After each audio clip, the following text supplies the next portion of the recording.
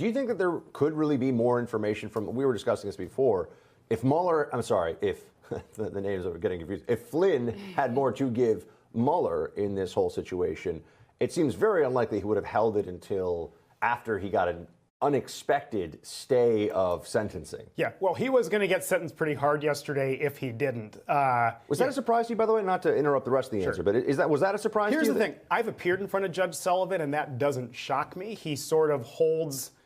it didn't shock me. He's a bit of a wild card, right? He's a bit of a wild card, and I think he definitely wants to hold the government to his burden, but just the idea of lying to the government, I think he just took very seriously.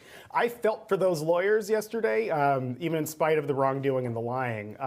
The Flynn lawyers. The Flynn lawyers, because he can really come down on you. He was, like, as a prosecutor, he was tough to appear in front of. Now, to some extent, you want that. You want to be held to your burden, and you want to just not, you want to be able to... You want convictions to be real and supported and grounded in law. And I think that's just his burden. And I think, and you talked about the Ted Stevens thing a little bit earlier too.